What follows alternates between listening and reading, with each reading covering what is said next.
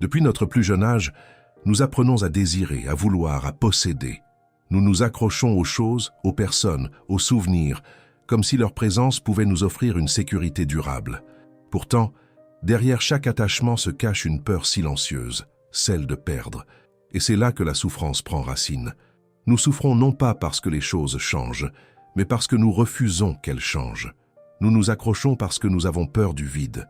Nous croyons que sans cet objet, sans cette personne, sans ce rôle ou cette identité, il ne resterait plus rien.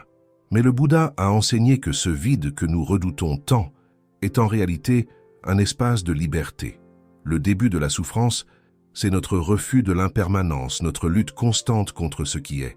Comprendre cela, c'est ouvrir une brèche dans la forteresse de notre attachement. C'est commencer à voir que nous créons notre propre douleur en serrant trop fort ce qui ne demande qu'à circuler. Le détachement, dès lors, n'est plus une théorie abstraite, mais une réponse urgente à notre mal-être quotidien. Et si, au lieu de nous agripper, nous apprenions à accueillir le passage des choses, la transformation des êtres, la danse fluide de la vie, ce serait peut-être le vrai début de la paix. L'attachement émotionnel ressemble souvent à de l'amour. Il en a la chaleur, la douceur, l'intensité, mais il porte aussi en lui les germes de la dépendance. Lorsqu'on aime en s'accrochant, on ne voit plus l'autre tel qu'il est. On voit ce qu'on a peur de perdre, et sans le vouloir, on enferme l'autre, tout en s'emprisonnant soi-même. La cage dorée de l'attachement est belle en apparence. Elle est faite de souvenirs partagés, de promesses chuchotées, de projets tissés à deux. Mais elle est aussi faite d'attentes, d'exigences, de peurs inavouées. Et un jour, cette cage se referme. Ce que l'on croyait être amour devient douleur, jalousie, contrôle ou tristesse. Le Bouddha ne nous demande pas de ne plus aimer. Il nous invite à aimer autrement, à aimer librement, à aimer sans possession, sans attachement, à aimer en laissant l'autre être pleinement lui-même, sans vouloir le figer dans une image rassurante. C'est un amour plus vaste, plus paisible, qui ne se nourrit pas du besoin, mais de la présence. Ce n'est qu'en brisant la cage dorée que l'on découvre la vraie nature de l'amour, celui qui libère au lieu de retenir, qui élève au lieu d'alourdir. Assis en silence sous l'arbre de la Bodhi, le Bouddha a vu clair dans le cœur de l'existence. Il a vu que tout ce que nous cherchons à l'extérieur, bonheur, stabilité, sécurité, est éphémère, fragile, changeant. Il a vu que l'attachement à ces choses passagères est la source de notre souffrance. Et il a vu qu'il existe un chemin qui mène au-delà de cette souffrance. Ce n'est pas un rejet du monde, ni un dégoût de la vie. C'est une compréhension profonde, calme, éveillée. Il a compris que la vie est mouvement, que tout naît et meurt à chaque instant, et que notre seule véritable paix réside dans l'acceptation de cette vérité. Le Bouddha n'a pas fui les douleurs humaines, il les a traversées avec les yeux ouverts. Il a senti la tentation, la peur, la colère, et il a choisi de ne plus s'y identifier. En devenant témoin de ses propres émotions, il a cessé d'en être esclave. Ce que le Bouddha a compris sous cet arbre, c'est que le détachement n'est pas une froideur, mais une lucidité aimante. C'est la capacité à être présent sans être pris, à vivre sans être emporté, à aimer sans s'enchaîner. Dukkha, un mot sans équivalent exact, mais dont le parfum amer imprègne toute vie humaine.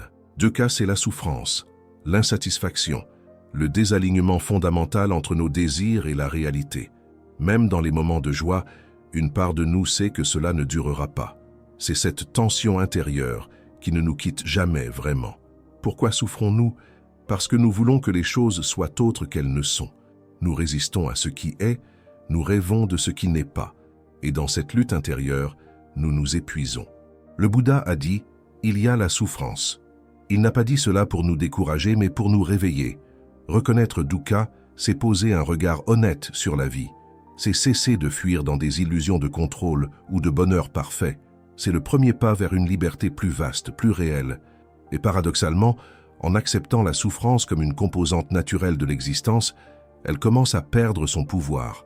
Elle devient une enseignante, une invitation à approfondir notre regard, à changer notre manière d'être plutôt que de chercher à tout changer autour de nous.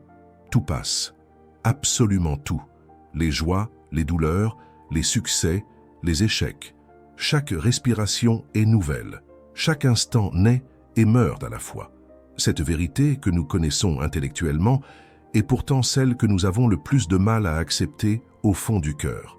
Nous voulons figer ce qui nous rend heureux. Nous redoutons la perte, le changement, l'inconnu. Mais c'est précisément cette résistance à l'impermanence qui nous emprisonne. Car en réalité, l'impermanence est ce qui rend la vie possible. C'est elle qui permet la guérison, la croissance, le renouveau. Accepter l'impermanence, c'est entrer dans le courant vivant de la réalité. C'est ne plus nager à contre-courant. C'est apprendre à danser avec le flux de la vie, au lieu de vouloir en contrôler le rythme. Et dans ce lâcher-prise, quelque chose de profond se détend en nous. Nous cessons de serrer, nous commençons à respirer. Nous découvrons que rien ne dure, mais que tout peut être vécu pleinement, avec douceur, avec conscience, avec gratitude. Nous vivons souvent avec l'illusion que nous contrôlons notre vie. Nous planifions, nous anticipons. Nous tentons d'organiser chaque détail pour éviter l'imprévu. Mais la vérité est que le contrôle est un mirage. À chaque instant, 1000 choses échappent à notre volonté. Les pensées des autres, les événements extérieurs, les émotions qui surgissent sans prévenir. Ce désir de contrôle est profondément lié à l'attachement. Car vouloir contrôler, c'est vouloir que les choses restent telles que nous les aimons. Nous résistons à l'inconnu parce que nous y voyons une menace. Pourtant, cette résistance est précisément ce qui nous fait souffrir. Ce que nous essayons de retenir, nous le perdons. Ce que nous voulons figer se déforme entre nos mains. Le Bouddha a enseigné que la sagesse commence là où cesse l'illusion du contrôle. Renoncer à vouloir maîtriser le flux de la vie, ce n'est pas sombrer dans le fatalisme. C'est au contraire entrer dans une relation vivante avec le réel, en acceptant ce qui vient et en laissant partir ce qui s'en va. Il ne s'agit pas de tout abandonner, mais de faire la paix avec le mouvement naturel de la vie. Moins nous cherchons à contrôler, plus nous découvrons un calme profond, celui d'être en accord avec ce qui est. Peut-on aimer sans s'attacher? Cette question, à elle seule, ébranle nos certitudes. Pour beaucoup, amour rime avec besoin, possession, exclusivité. Pourtant, le véritable amour, celui que le Bouddha évoque, est vaste comme le ciel. Il ne retient pas, il accueille. Il ne demande pas, il offre. Aimer sans attachement, c'est aimer avec clarté. C'est voir l'autre non comme une extension de soi, mais comme un être libre, unique, impermanent. Ce type d'amour ne cherche pas à remplir un vide, mais naît d'un cœur déjà plein. Il ne crée pas de dépendance, mais un lien conscient, apaisé, respectueux. Cela demande du courage. Le courage de regarder ses propres peurs, de traverser l'envie de possession, de laisser mourir certaines illusions. Mais au bout de ce chemin, il y a un amour plus doux, plus stable. Un amour qui ne cherche pas à capturer l'instant, mais à le vivre intensément, en sachant qu'il passera. Dans le silence de la méditation, cet amour peut être ressenti comme une vibration subtile. Il n'est pas toujours bruyant, mais il est pur. Il ne prend pas l'autre, il le bénit. Deux forces invisibles dirigent souvent notre vie, le désir et la peur. Le désir nous pousse vers ce que nous croyons manquer. La peur nous éloigne de ce que nous redoutons. Entre ces deux pôles, notre esprit s'agite, notre cœur se tend, notre paix se brise. Le Bouddha a vu que le désir et la peur naissent de la même illusion, celle d'un moi séparé, vulnérable, incomplet. Nous croyons qu'en obtenant ceci ou en évitant cela, nous serons enfin en sécurité. Mais ni l'objet du désir ni l'évitement de la peur ne peuvent nous offrir une paix durable, car leur racine est instable. Observer ses désirs sans les suivre, regarder ses peurs sans leur obéir. Voilà une pratique profonde de détachement. Elle ne consiste pas à réprimer mais à comprendre, à voir ses forces surgir puis disparaître comme des nuages dans le ciel de la conscience. Peu à peu, en méditant ainsi, nous découvrons un espace intérieur plus vaste que le désir et la peur. Un espace où l'on n'est plus emporté, où l'on peut choisir, avec clarté, le pas suivant. C'est ce silence-là qui guérit. Le détachement est souvent mal compris. On l'imagine comme une forme de froideur, un refus de s'impliquer, une fuite du monde. Mais dans le bouddhisme, le détachement authentique n'a rien à voir avec l'indifférence. Il est au contraire une présence plus profonde, plus stable, plus aimante. Se détacher, ce n'est pas fermer le cœur. C'est l'ouvrir tellement qu'il n'est plus affecté par chaque vent émotionnel. C'est être pleinement présent à la vie sans se perdre dans ses fluctuations. C'est ressentir sans être dominé, voir sans s'aveugler, aimer sans s'accrocher. Il ne s'agit pas de fuir la souffrance, mais de la traverser avec lucidité, de ne pas s'y enliser, de ne plus en faire une identité. Le détachement est une libération intérieure, non un retrait du monde. Quand on ne fuit plus, on peut enfin vraiment rencontrer l'instant tel qu'il est. On peut écouter avec tout son être, parler avec sincérité, agir avec compassion, sans chercher à obtenir, sans chercher à contrôler. C'est là que commence la vraie liberté. Le Bouddha n'a pas seulement identifié la souffrance, il a offert un chemin pour en sortir. Ce chemin commence avec les 4 nobles vérités, qu'il a énoncées non comme des dogmes, mais comme une invitation à l'expérience directe. La première vérité reconnaît « il y a de la souffrance dans la naissance, la maladie, la perte, la séparation, l'impermanence. Ce n'est pas une vision pessimiste, mais une lucidité bienveillante. » La deuxième vérité révèle l'origine de cette souffrance, l'attachement, le désir, l'ignorance de la vraie nature des choses. Tant que nous cherchons le bonheur dans ce qui passe, nous restons enchaînés à la douleur. La troisième vérité apporte l'espoir. Il est possible de se libérer. Le détachement, la compréhension, la présence peuvent nous conduire à un apaisement durable, au-delà des circonstances. Et la quatrième vérité montre le chemin, le noble sentier octuple, une pratique vivante d'éthique, de concentration et de sagesse. Chaque pas sur ce chemin est une guérison, une ouverture, un retour à soi. Le noble sentier octuple n'est pas une règle figée, mais une manière de vivre, de marcher dans le monde avec conscience, alignement et paix. 8 branches qui forment ensemble un arbre de sagesse, enraciné dans la réalité et tendu vers la libération. Cela commence par une compréhension juste, voir les choses telles qu'elles sont, sans filtre ni illusion. Puis vient une pensée juste, nourrie de bienveillance et de renoncement à la haine. Par la parole juste, nous évitons le mensonge, les paroles blessantes ou inutiles. Par l'action juste, nous vivons en cohérence avec nos valeurs profondes. Par des moyens d'existence justes, nous choisissons de ne pas nuire pour survivre. La 6e branche est l'effort juste, celui qui vise à cultiver le bien en nous, sans tension ni complaisance. Puis vient l'attention juste, ce regard présent, stable, posé sur l'instant. Enfin, la concentration juste, qui nous permet d'entrer dans un silence intérieur fécond, profond, libérateur.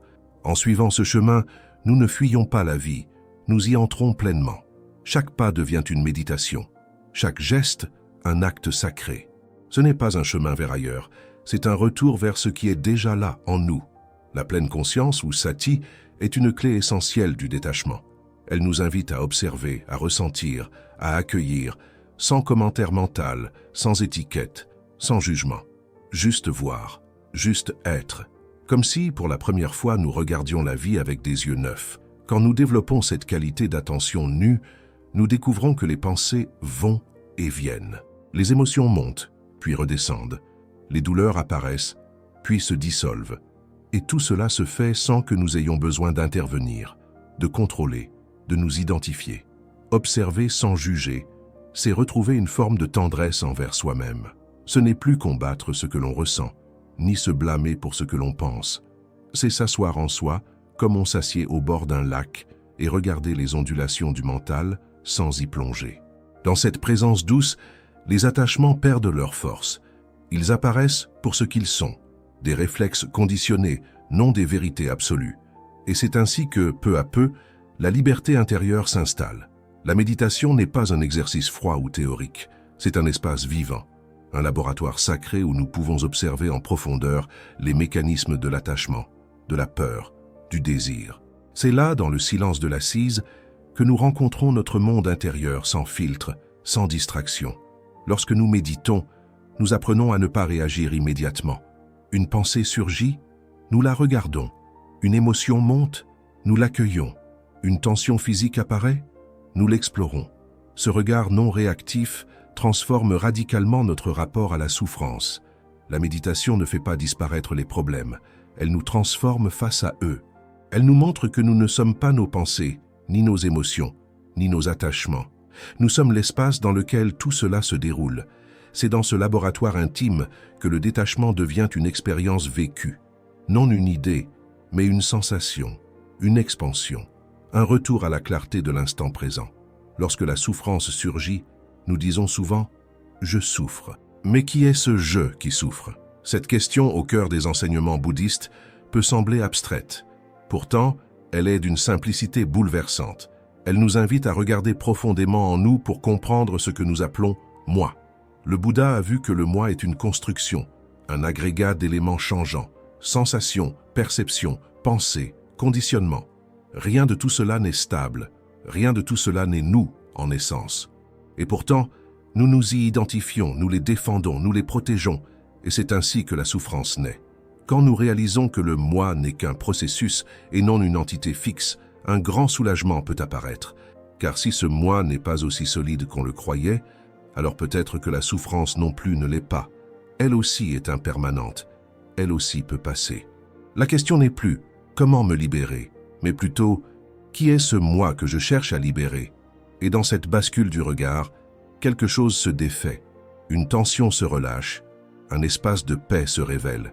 Nous disons souvent « c'est mon partenaire, mon enfant, mon ami », et dans ces mots, il y a déjà une tension, une volonté de posséder, de retenir, de faire de l'autre une extension de soi. Mais peut-on vraiment posséder quelqu'un?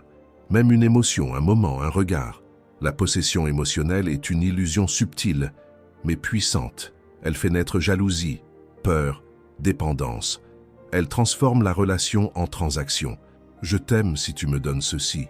Je souffre si tu me l'enlèves. Et tout devient conditionnel, instable, souffrant. Le détachement n'est pas un rejet de l'autre. Il est un respect profond de sa liberté. Il reconnaît que chaque être est impermanent, changeant, insaisissable. Il permet de vivre l'amour comme une offrande, non comme un emprisonnement.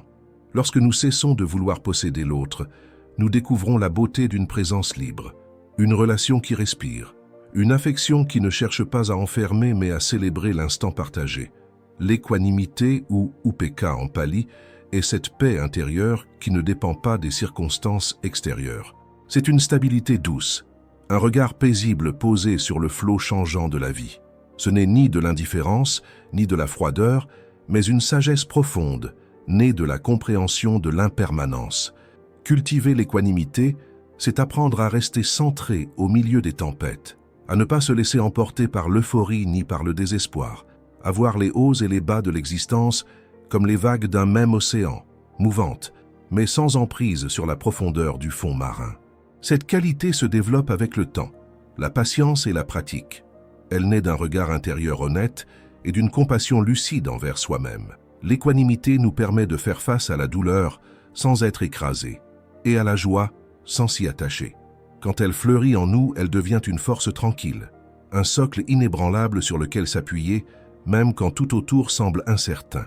C'est cette équanimité qui fait du détachement une pratique vivante, et non une idée abstraite. Nos relations peuvent être des chemins vers l'éveil ou vers l'oubli de soi. Tout dépend de la conscience que nous y mettons. Dans une relation consciente, on ne cherche pas à combler un manque, mais à partager une plénitude. On n'utilise pas l'autre pour fuir sa solitude, mais on le rencontre dans sa liberté. Aimer sans se perdre, c'est rester en soi tout en allant vers l'autre. C'est garder un espace intérieur où l'on peut se retrouver, se recentrer, même au cœur de l'intimité. Cela demande une grande écoute, de soi, de l'autre, du silence entre les mots. Une relation consciente n'est pas parfaite, elle est vivante. Elle connaît les doutes, les tensions, les mouvements, mais elle est nourrie d'honnêteté, de respect et de non-attachement. Elle accepte que l'autre change, que l'on change soi-même et que rien n'est figé. Dans ce cadre, l'amour devient un chemin d'éveil à deux. On apprend à aimer sans posséder, à donner sans s'épuiser, à être là, sans se dissoudre. C'est une danse sacrée entre deux libertés qui se reconnaissent. Lâcher prise, deux mots simples, mais qui demandent un immense courage. Car lâcher prise, ce n'est pas abandonner. C'est reconnaître qu'on ne peut pas tout contrôler. C'est déposer ce poids que l'on porte depuis si longtemps. Les attentes, les regrets, les colères, les illusions. C'est un acte de confiance, en la vie, en l'instant, en soi. Un acte qui demande parfois de traverser la peur, la tristesse, l'inconnu. Mais au bout de ce saut, il y a un allègement, une respiration nouvelle, un espace intérieur qu'on avait oublié. Lâcher prise, ce n'est pas tourner le dos à la vie, c'est s'y abandonner pleinement, sans résistance inutile. C'est dire « j'ai fait de mon mieux, je n'ai plus besoin de tout porter.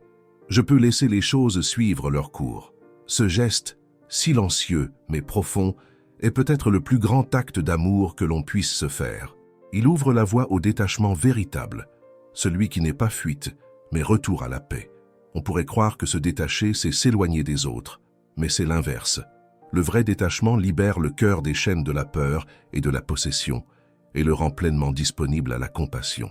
Une compassion pure, sans attente, sans besoin de retour. Lorsque nous ne cherchons plus à manipuler, à contrôler ou à obtenir de l'autre ce qui nous manque, nous pouvons enfin le voir tel qu'il est. Nous écoutons vraiment, nous ressentons profondément, et notre cœur s'ouvre à la souffrance de l'autre sans s'y noyer. La compassion détachée est une lumière douce qui éclaire sans brûler. Elle offre sans s'épuiser, elle soutient sans envahir, elle reconnaît la douleur de l'autre, mais aussi sa capacité à guérir. Elle ne cherche pas à réparer, mais à accompagner. Ce détachement aimant, le Bouddha l'a incarné. Il n'a jamais été indifférent à la souffrance du monde, mais il a toujours gardé en lui cette paix qui ne dépend de rien. Et c'est précisément cette paix qui lui a permis d'aimer pleinement. La douleur fait partie de la vie. Elle surgit dans le corps, dans le cœur, dans l'esprit. Elle est inévitable. Mais la souffrance, elle, naît de notre résistance à cette douleur, de notre refus de ce qui est, de notre attachement à ce que nous voudrions différent.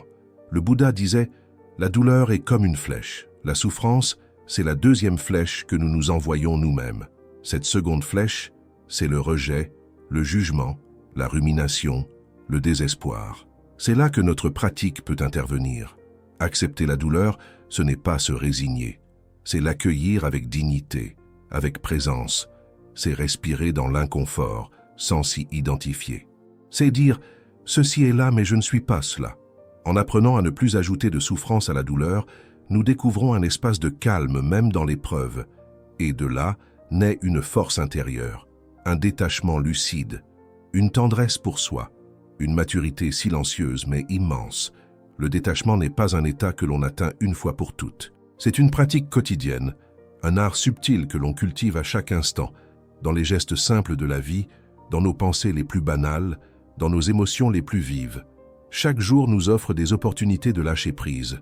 Lorsque nos attentes ne sont pas comblées, lorsque quelqu'un ne réagit pas comme nous l'espérions, lorsque nos projets dévient de leur trajectoire, ce sont là des moments de choix. S'attacher ou observer, résister ou accueillir, souffrir ou apprendre. Le non-attachement se vit dans l'instant. Il ne demande pas de tout abandonner, mais d'habiter pleinement chaque expérience sans vouloir la posséder. C'est boire un thé sans vouloir retenir sa chaleur, écouter un ami sans vouloir changer ses mots, aimer sans vouloir modeler. À travers la méditation, l'attention consciente, la bienveillance envers soi, nous pouvons peu à peu transformer nos réflexes conditionnés. Ce qui hier nous attachait, aujourd'hui glisse sur nous. Ce qui nous blessait, aujourd'hui nous enseigne. La vie devient alors une école vivante du lâcher-prise. Il est des voies silencieuses, des parcours discrets, mais profondément lumineux, des êtres qui, à force de douleur ou de lucidité, ont choisi un autre chemin, celui du détachement conscient. Leurs histoires ne crient pas, mais elles transforment. Un homme raconte comment il a cessé de vouloir sauver son couple en comprenant qu'aimer signifiait aussi laisser partir. Une femme partage comment, après une grande perte, elle a appris à ne plus s'agripper à ce qui était, mais à ouvrir son cœur à ce qui est. Un jeune moine dit comment, jour après jour, il apprend à vivre sans rien appeler « à moi » et découvre une joie nue, tranquille, inaltérable. Ces témoignages ne sont pas des contes parfaits. Ils sont faits de doutes, de rechutes, de prises de conscience. Mais tous disent la même chose. Le détachement ne ferme pas, il ouvre. Il ne rend pas froid, il rend libre. Il ne fait pas fuir la vie, il la révèle. Dans chacun de ces récits, on perçoit une paix nouvelle, une clarté dans le regard, une simplicité dans le cœur. Ce sont là les fruits silencieux du lâcher-prise, des graines de sagesse semées dans la terre fertile de l'expérience humaine. Mais tout ce qui brille n'est pas or. Il existe un détachement trompeur, un masque de sagesse qui cache en réalité une fuite, un refus de ressentir, une carapace érigée contre la vie. Ce faux détachement, souvent inconscient, peut devenir un piège subtil pour celui qui cherche la paix sans traverser l'inconfort. On croit être détaché alors qu'on est simplement fermé. On se dit « en paix » alors qu'on évite les conflits. On se dit « libre » alors qu'on ne veut plus s'impliquer. Ce détachement-là isole, durcit, refroidit. Il n'est pas enraciné dans la compréhension mais dans la peur. Le véritable détachement, lui, est vibrant. Il est capacité à rester présent, même dans la douleur, à ressentir pleinement, sans se perdre, à aimer sans se retenir, à agir sans attendre. Il inclut la vie, avec toutes ses nuances, au lieu de s'en protéger. Reconnaître ses pièges n'est pas un échec, c'est une étape nécessaire. Car derrière chaque faux détachement, il y a un appel à la vérité, une invitation à descendre plus profondément en soi, jusqu'à ce que la paix ne soit plus une stratégie, mais une évidence. Et voici le paradoxe qui désarme le mental. Plus on se détache, plus la joie s'installe. Pas une joie euphorique, bruyante, instable, mais une joie subtile, stable, silencieuse, une joie qui ne dépend pas des circonstances, mais qui émerge de l'absence de lutte. En cessant de courir après le bonheur, on découvre qu'il était déjà là. En cessant de résister à la perte, on goûte à la légèreté. En cessant de vouloir que tout dure, on savoure enfin l'instant.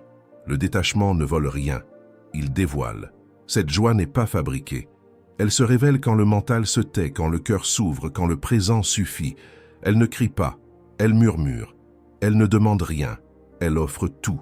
Elle est la musique douce du cœur qui n'attend plus. Le Bouddha riait, doucement. Il riait non par insouciance, mais parce qu'il voyait la vacuité des illusions et la beauté simple de ce qui est. Cette joie-là est notre nature profonde, recouverte seulement par les voiles de l'attachement. Et le détachement, à pas lents, vient soulever ses voiles. Au terme de ce chemin, il ne reste rien à saisir, rien à défendre, rien à craindre. Il reste seulement une présence paisible, une vie libre, vécue dans l'instant, avec clarté et tendresse. Le détachement ne nous retire pas du monde, il nous y plonge avec plus de justesse. Il nous apprend à être là, vraiment là, à marcher sans peser, à aimer sans attendre, à vivre sans fuir. C'est une révolution silencieuse, intérieure, invisible aux yeux, mais éclatante dans le regard. Vivre ainsi, c'est honorer la vie pour ce qu'elle est, et non pour ce que nous voudrions qu'elle soit. C'est devenir un refuge pour soi-même, et peut-être pour les autres. C'est incarner un autre possible, celui d'un être humain en paix avec lui-même. C'est cela l'héritage du détachement, une liberté douce, une légèreté dans l'âme, une joie dans le silence. Non comme un idéal inaccessible, mais comme un chemin que chacun peut emprunter, pas à pas, souffle après souffle.